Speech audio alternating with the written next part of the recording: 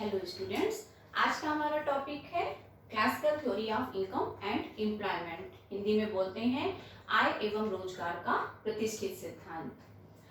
प्रतिष्ठित सिद्धांत इसलिए बोलते हैं क्योंकि ये सिद्धांत जिन अर्थशास्त्रियों के द्वारा प्रस्तुत किया गया है उनको हम प्रतिष्ठित अर्थशास्त्रियों में रखते हैं। हम यहाँ पे ये स्पष्ट करना चाहेंगे कि प्रतिष्ठित अर्थशास्त्रियों ने इनकम और एम्प्लॉयमेंट के डिटर्मिनेशन के लिए यानी कि निर्धारण के लिए पृथक से कोई सिद्धांत नहीं प्रस्तुत किया है, बल्कि विभिन्न तथ्य, विभिन्न बातें जो उनके मत हैं, जो एक छोटे छोटे से सिद्धांत प्रतिष्ठित अर्थशास्त्रियों ने प्रस्तुत किए हैं आय एवं रोजगार के संदर्भ में, उनको हम जब समराइज कर देते हैं, जब हम उनको मिला देते हैं या फिर जब हम उनका एक क्रमबद्ध अध्ययन करते हैं, तो जो सिद्धांत निकल के आता है या फिर जो कंक्लूजन निकल के आता है उसी को हम कहते हैं कि ये आय एवं रोजगार का प्रतिष्ठित सिद्धांत है।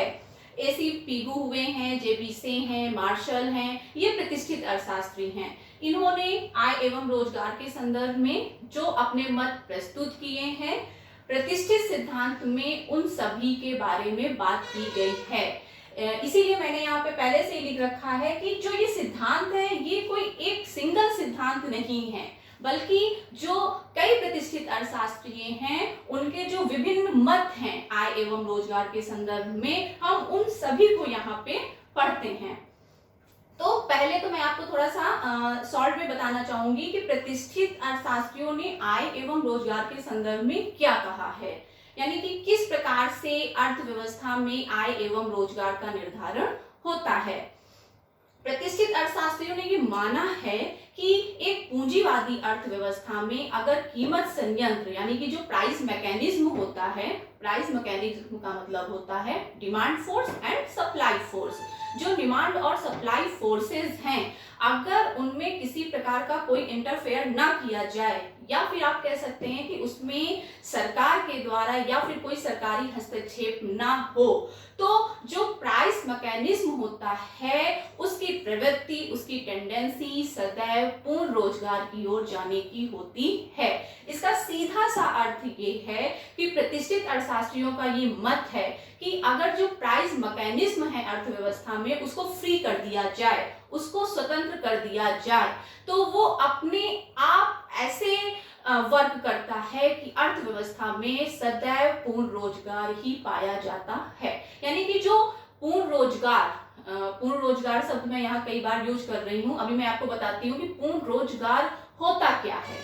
तो पूर्ण रोजगार का मतलब होता है कि एक व्यक्ति जो भी प्रचलित मजदूरी की दर है अगर उस पर कार्य करना चाहता है तो देश में जितने भी लोग हैं उन सभी को कार्य उपलब्ध होता है। यानी कि प्रचलित मजदूरी दर पर जो भी व्यक्ति कार्य करने का इच्छुक है उसके लिए कार्य अर्थव्यवस्था में होता है, वो बेरोजगार नहीं होता है। इसी को कहते हैं पूर्ण रोजगार की स्थिति। तो क्लासिकल इकोनॉमिस्ट ये मानते हैं कि अगर प्राइस मैकेनिज्म अर्थव्यवस्था में फ्री वर्क करता है, किसी प्रकार का उसमें कोई इंटरफेरेंस नहीं होता है, तो लॉन्ग टर्म में इकोनॉमी की टेंडेंसी सदैव पूर्ण रोजगार की ओर जाने की होती है।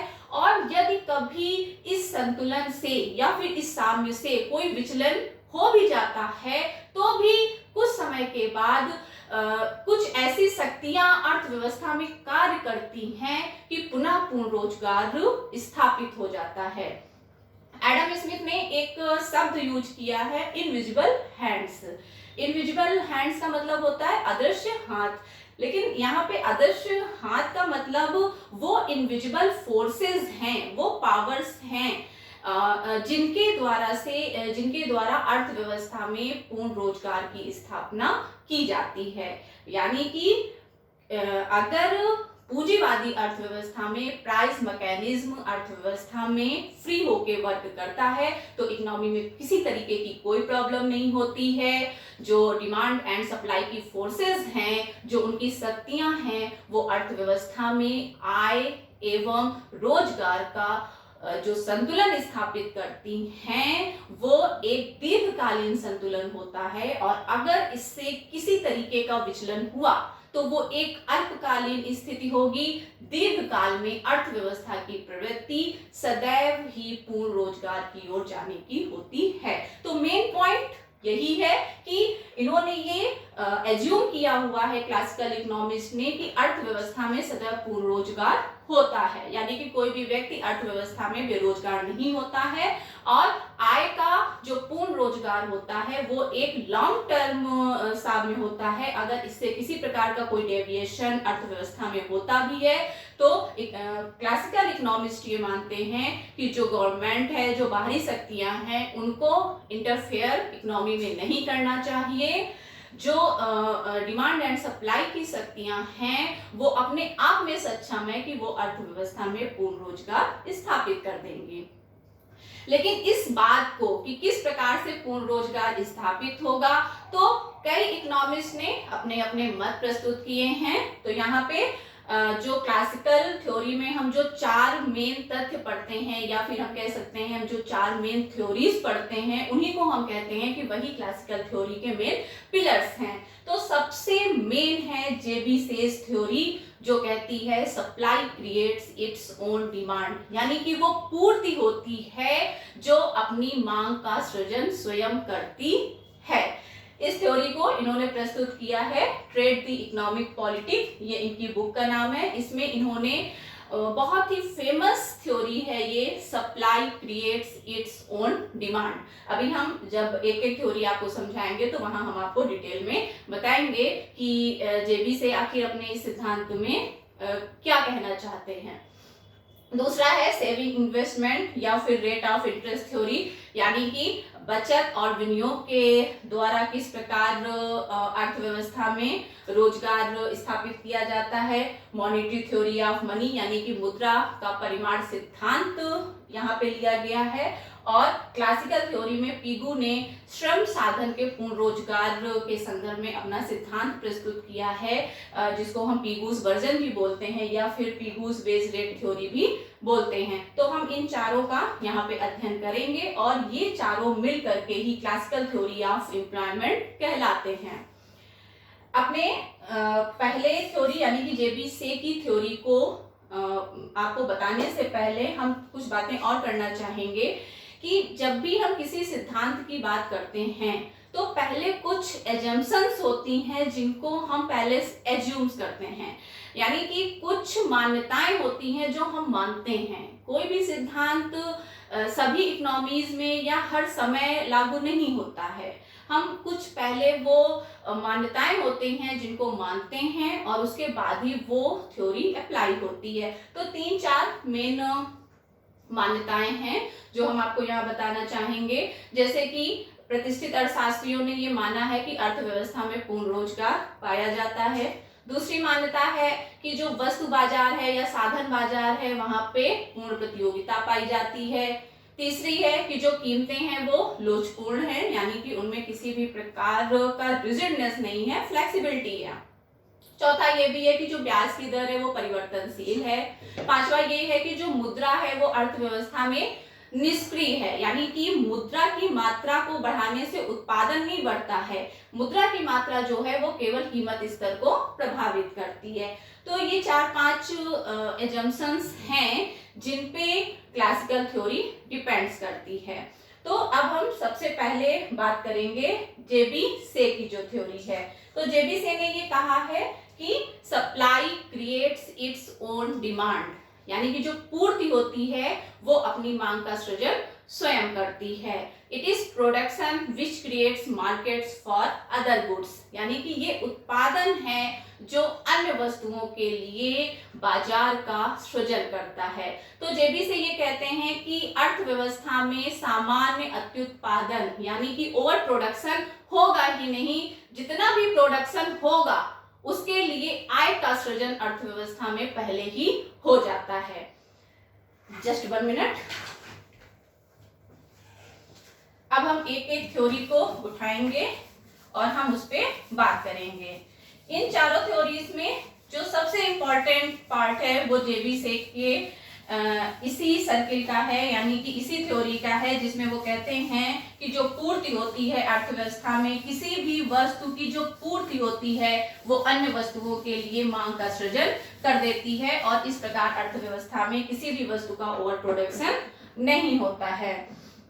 जब जेबीसे ने अपनी ये थ्योरी दी थी तो मेन ये वाल्टर इकोनॉमी यानी कि वस्तु विनिमय के लिए ये थ्योरी दी गई थी। आप इसको ऐसे समझ सकते हैं, मान लीजिए कि एक किसान है और उसने गेहूं का प्रोडक्शन किया है, तो अगर उसने गेहूं का प्रोडक्शन किया है तो हो सकता है उस गेहूं का थोड़ा सा पार्ट तो वो अपने या अपने परिवार के कंजम्पशन के लिए रखेगा, लेकिन बाकी जो गेहूं की मात्रा है वो उसके बदले में अपनी आवश्यकता की वस्तुएं ही तो प्राप्त करने के लिए उसने प्रोडक्शन किया है। ठीक है, अब मान लीजिए कि जितना प्रोडक्शन होता है उससे ज्यादा प्रोडक्शन हो गया, तो जब ज्यादा प्रोडक्शन हो गया तो इसका अर्थ यही तो हुआ कि जो ज्यादा प्रोडक्शन है उसके बदले में भी वो किसान किसी न किसी वस्तु की डिमांड करेगा। तो जो ये ओवर प्रोडक्शन हुआ गेहूं का, उसने किसी न किसी अन्य वस्तु के लिए पहले ही मार्केट का सृजन कर दिया। तो जो क्लासिकल इकोनॉमिक्स हैं, जो जेबीसे हैं, वो ये कहते हैं कि जैसे ही एक वस्तु का प्रोडक्शन होता है वो किसी न किसी दूसरी वस्तु के लिए मार्केट का सृजन कर देता है, क्योंकि जो वस्तुओं का और सेवाओं का प्रोडक्शन होता है वो एक्सचेंज के लिए होता है, लेन देन के लिए होता है।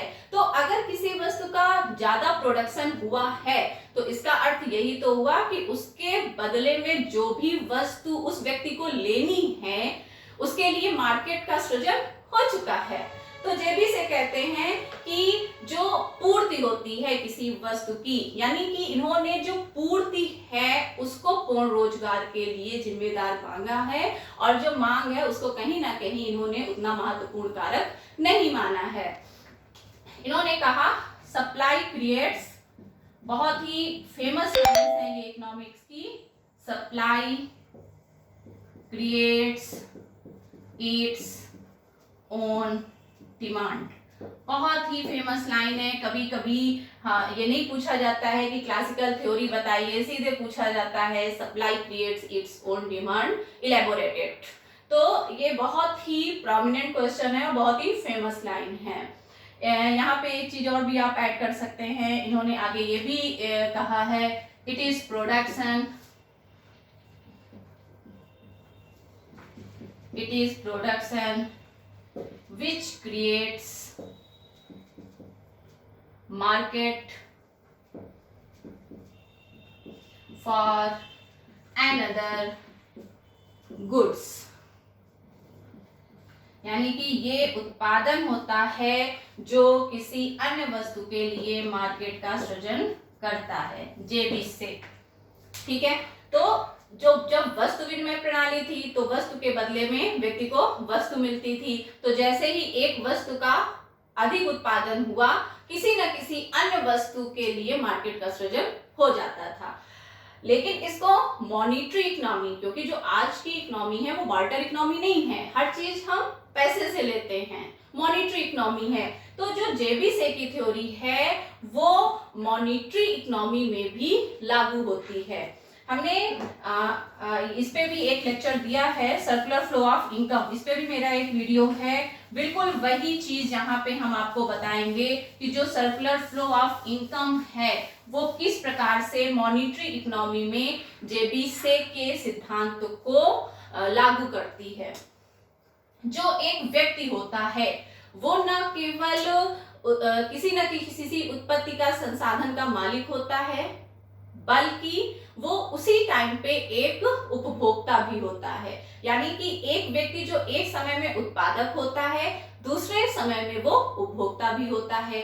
तो उत्पत्ति के जो साधन है उनके मालिक के रूप में जो आय उसको प्राप्त होती है उस आय का व्यय कर दिया जाता है या फिर उस आय को खर्च कर दिया जाता है उन्हीं वस्तुओं और सेवाओं के क्रय पर जिनका उत्पादन अर्थव्यवस्था में उत्पत्ति के साधनों के द्वारा किया गया है।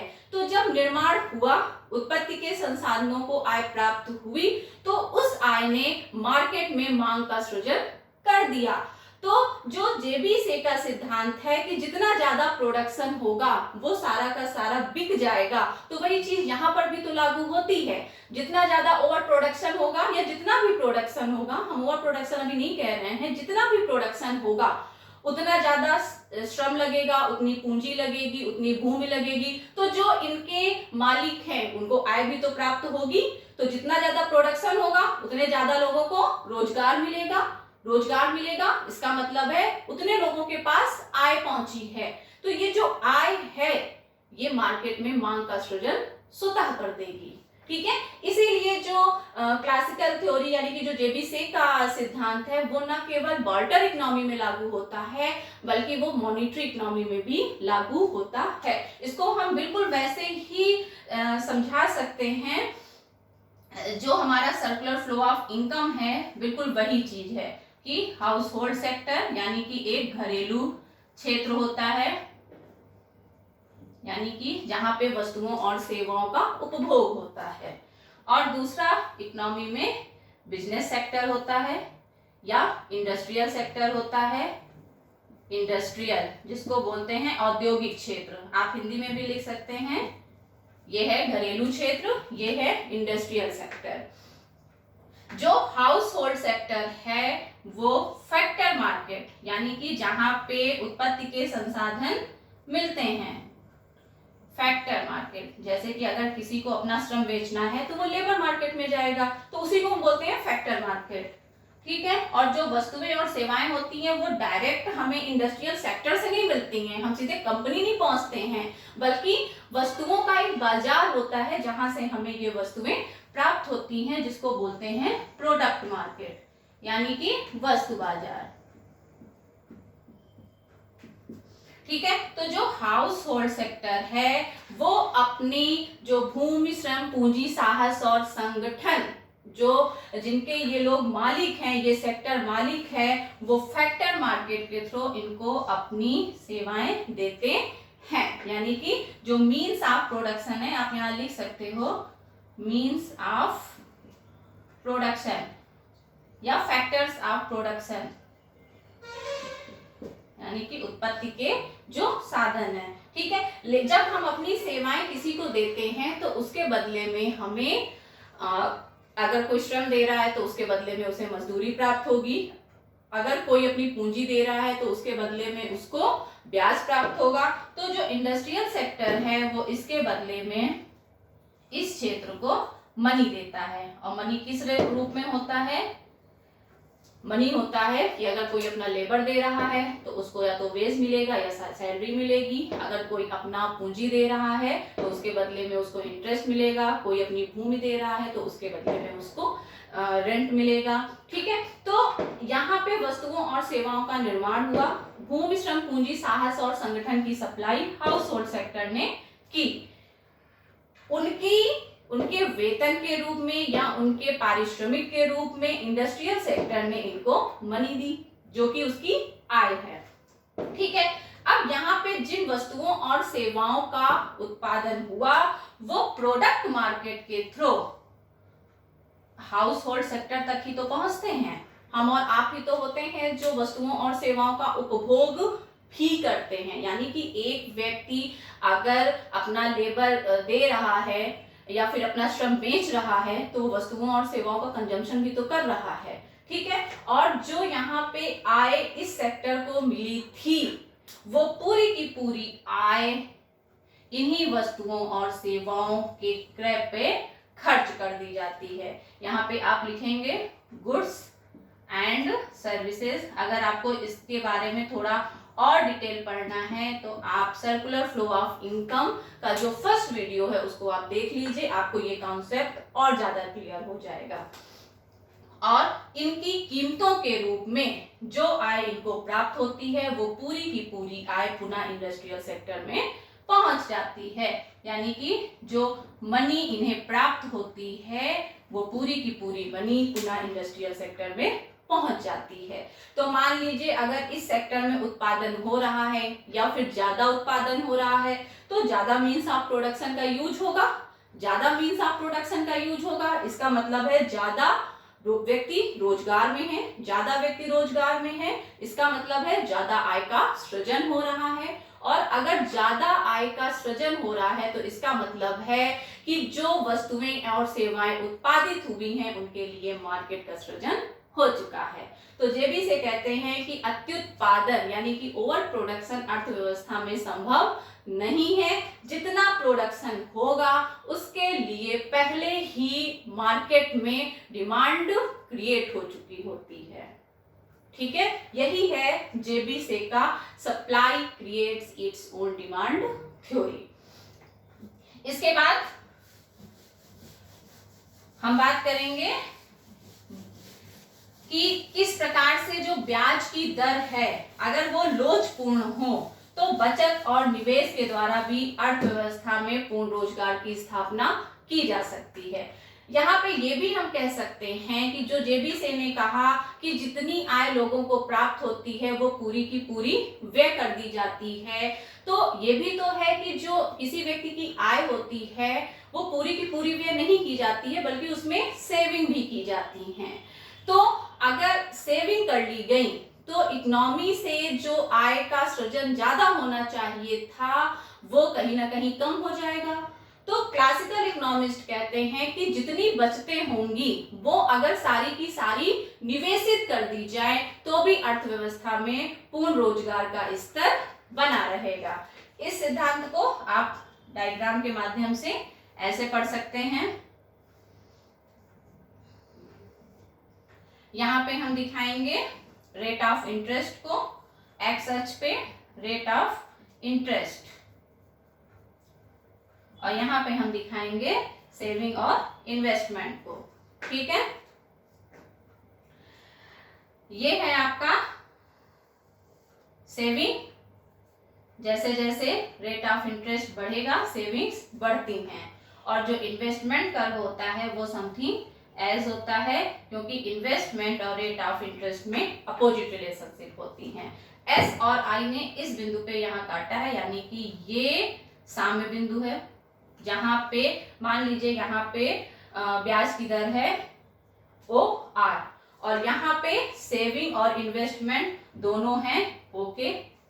ठीक है, अब मान लीजिए अर्थव्यवस्था में इन्वेस्टमेंट बढ़ जाए, मान लीजिए कि ये वक्र आपका ऊपर शिफ्ट हो जाता है, यानी कि आई डैश आई डैश। ठीक है, अब इसी ब्याज की दर पे आप देखिए सेविंग तो इतनी ही है के, लेकिन इसी को आप डॉट लाइन से आगे लाइए और इन्वेस्टमेंट बढ़ के हो जाएगा मान लीजिए ओ एम, यानी कि इन्वेस्टमेंट ओ एम है और सेविंग्स ओके हैं। आप देख लीजिए ये एस कर्व है, यानी कि ये सेविंग्स है, और क्योंकि इन्वेस्टमेंट बढ़ चुका है तो वो ओ एम आपका इन्वेस्टमेंट है। ठीक है, यानी कि यहाँ पे एस बराबर आई नहीं है, अर्थव्यवस्था में विनियोग बढ़ चुका है।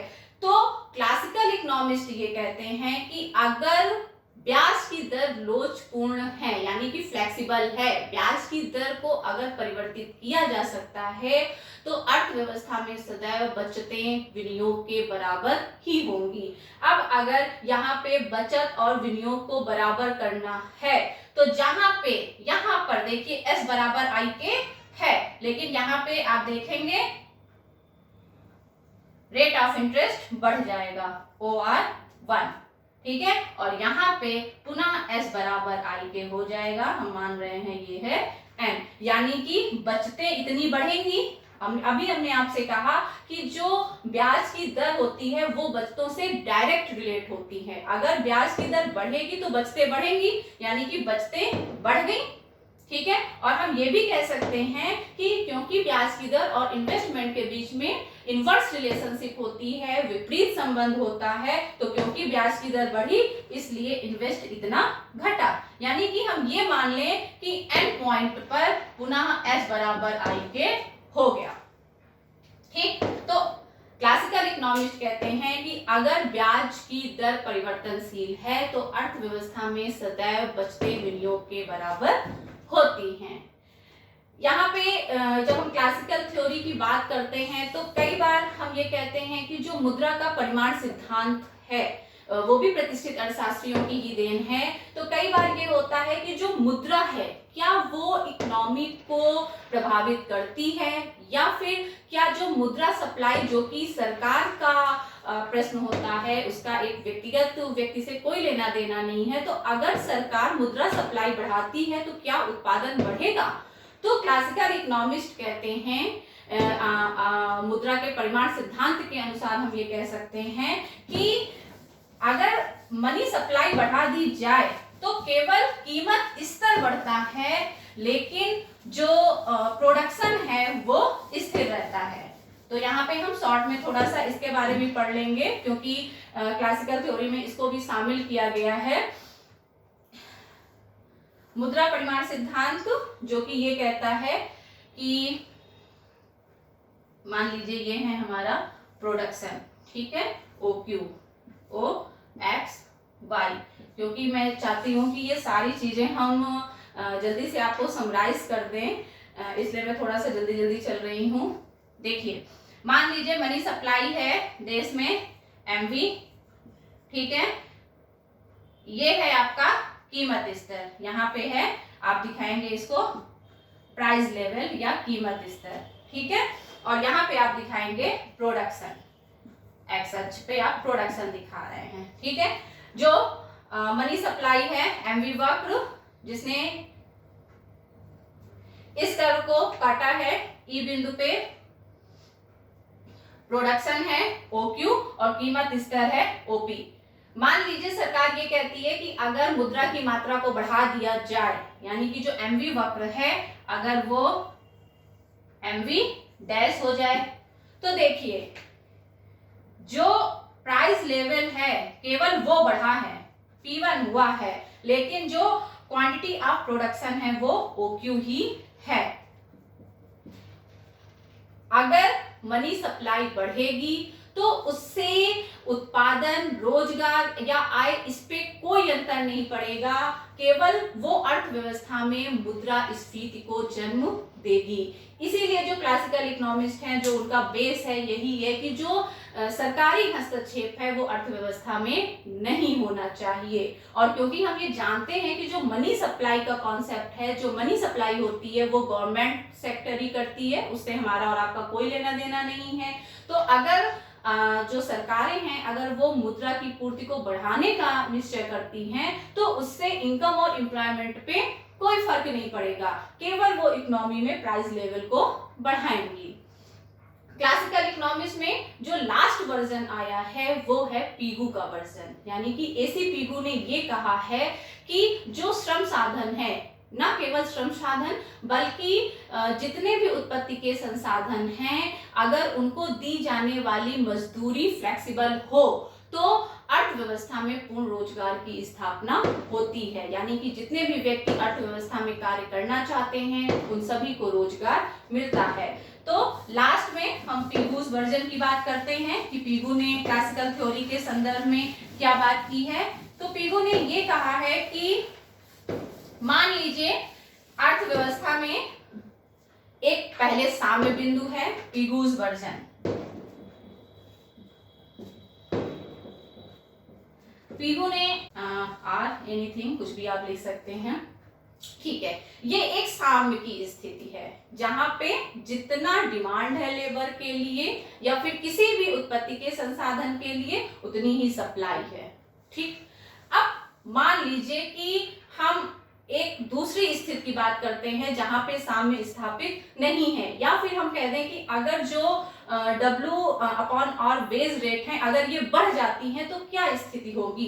तो हम एक यहाँ की स्थिति ले लेते हैं इसके ऊपर की W/R1। अब यहाँ पे देखिए आप, एक ये बिंदु हो गया जहां पे D है और एक बिंदु हो गया जहां पे आपका S है, यानी कि डिमांड कम है, सप्लाई ज्यादा है। तो जब सप्लाई ज्यादा है लेबर की और डिमांड कम है तो इसका केवल एक ही उपाय है कि जो वेज रेट हैं वो नीचे आ जाएं, ठीक है। जस्ट अपोजिट स्थिति भी आप समझ सकते हैं। मान लीजिए W/R2 की स्थिति है, अब जस्ट अपोजिट है, यहाँ पे ओवर सप्लाई, ठीक, ओवर सप्लाई होगी तो वेज रेट नीचे आएगी और पुनः साम्य स्थापित होगा, यानी कि सारे लोगों को रोजगार प्राप्त होगा।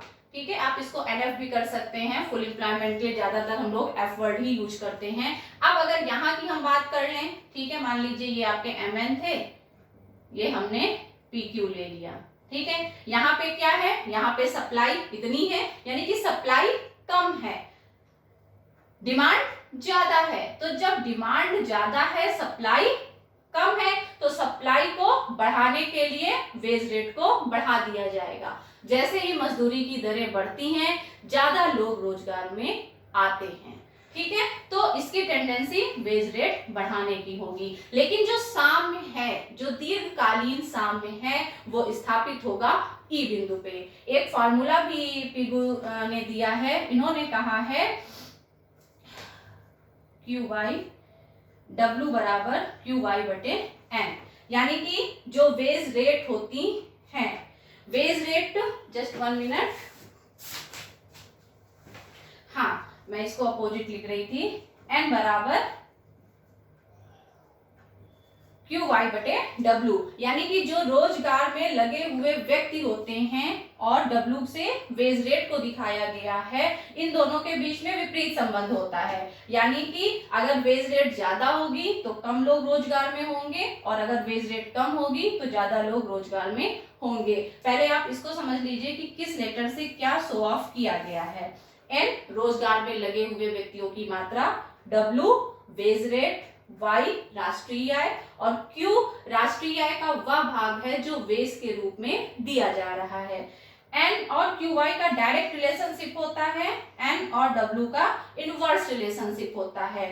ये बढ़ेगा तो ये घटेगा, और ये घटेगा तो ये बढ़ेगा, ये बढ़ेगा तो ये भी बढ़ेगा, और अगर ये घटेगा तो ये भी घटेगा। ठीक है, तो जो पीगू है वो ये कहते हैं कि अगर सभी व्यक्तियों को रोजगार देना है तो जो वेज रेट है वो फ्लेक्सिबल होनी चाहिए।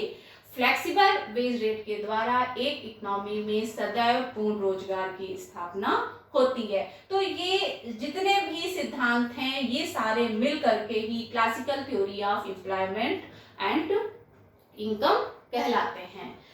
लेकिन जो इनकी मान्यताएं हैं, इन्हीं को मान लिया गया है कि ये जिन मान्यताओं पे ये सिद्धांत आधारित है, वो मान्यताओं पर ही आगे आकर के जेएम कीन्स ने, जिन्होंने केनेजियन थ्योरी ऑफ एम्प्लॉयमेंट प्रस्तुत किया है, उन्होंने कहा कि जिन मान्यताओं पे ये सिद्धांत आधारित है, क्योंकि वो मान्यताएं ही गलत हैं, इसलिए उन्होंने इस क्लासिकल थ्योरी पे अपना मॉडिफिकेशन यानी कि अपना वर्जन प्रस्तुत किया है, जिसके बारे में बात हम नेक्स्ट वीडियो में करेंगे।